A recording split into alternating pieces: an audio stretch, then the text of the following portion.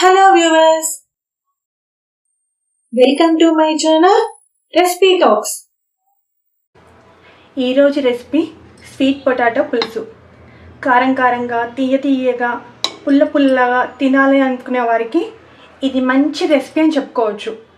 Taste చాలా బాగుంటుందండి. ఒకసారి మీరు ట్రై చేయండి. ఇక వీడియోలోకి వెళ్తే స్టవ్ ఆన్ చేసుకుని ఒక కడాయి పెట్టుకుందాం. అందులో మనము 1 టీ స్పూన్ మెంతులు, 1 టీ స్పూన్ ఆవాలు, అలాగే 1 టీ స్పూన్ మిరియాలు, 1 టీ స్పూన్ జీలకర్ర ఇవన్నీ వేసుకొని దోరగా వేయించుకోవాలి. ఇలా మంట లో ఫ్లేమ్లో ఉంచి నిదానంగా కలుపుతూ మంచి వాసన వచ్చేంత వరకు వేయించుకోవాలండి.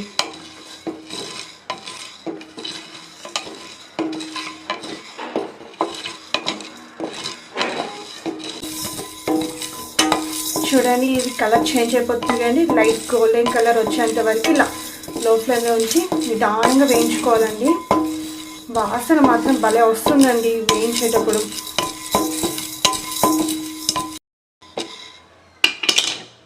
వేగిపోయాయి కదండి.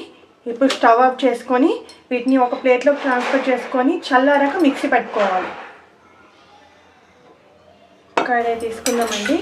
అందులో ఒక 10 to 12 పచ్చి కొబ్బరి లేదా ఎండు కొబ్బరి మీరు ఏదైనా యూజ్ చేసుకోవచ్చు.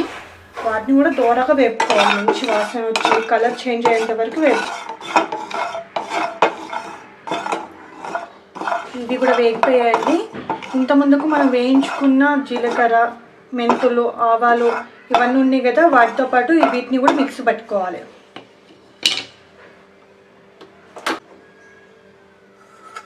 ఇప్పుడు మనం అదే కడాయిలోకి 2 టేబుల్ స్పూన్ వరకు ఆయిల్ వేసుకోవాలి.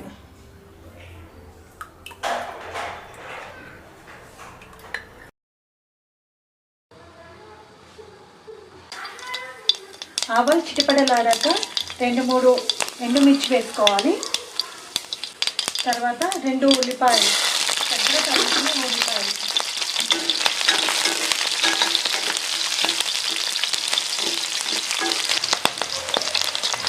ఉల్లిపాయలు వేగాక 8 నుండి 10 వెల్లుల్లి రెబ్బలు వేసుకోవాలి.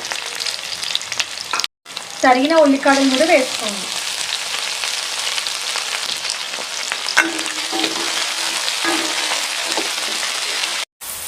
తర్వాత 2 రెబ్బల కరివేపాకు, 1/2 టీ స్పూన్ పసుపు వేసుకొని ఒకసారి కలుపుకోవాలి.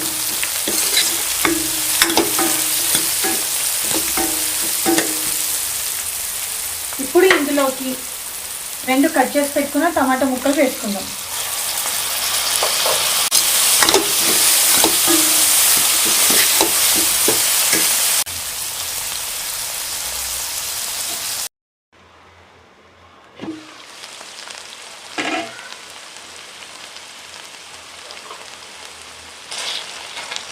టమాటాలు, ఆనియన్స్ బాగా ఉడికిపోయాయి కదా. ఇప్పుడు ఇందులోకి మనం మిక్సీ పట్టుకున్న పులుసు కారం పొడిని దీంట్లో వేసుకోవాలి.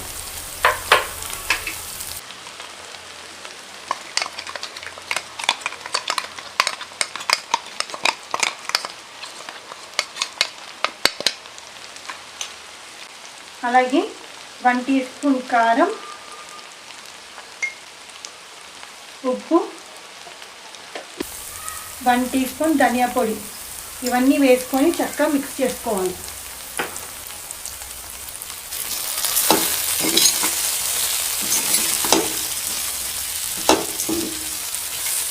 ఇలా మిక్స్ చేసుకున్నాక మూత పెట్టి ఒక 2 మినిట్స్ ఉడికించుకోవాలి.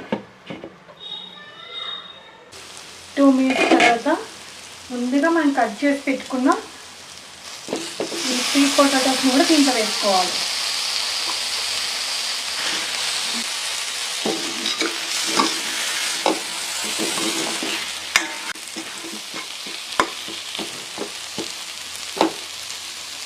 దీన్ని కూడా ఒక 5 మినిట్స్ మూత పెట్టి మంచి చక్కగా ఉడికించుకోవాలండి.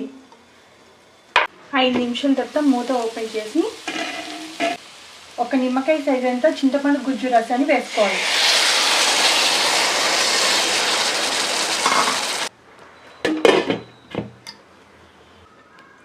5 నిమిషాల తర్వాత మూత ఓపెన్ చేసి అందులో మనం 1/2 లీటర్ వరకు వాటర్ పోసుకుందాం.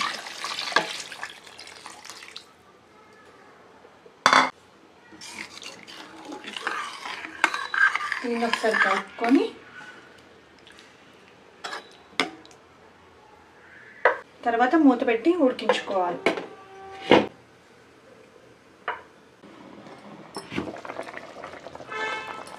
ఆయిల్ అంతా సపరేట్ అయ్యి పులుసు బాగా ఉడికిపోయింది కదండి.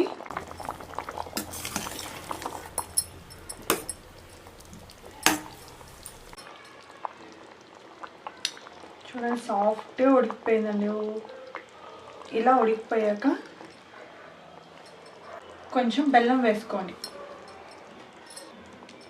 బెల్లం వేసుకొని ఒకసారి కలుపుకొని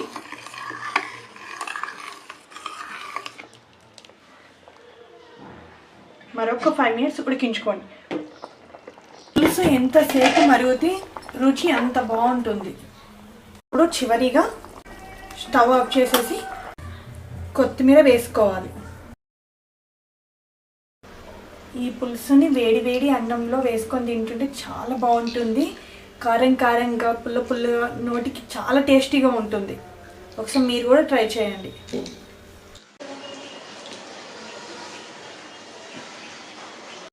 Thank you for watching my videos.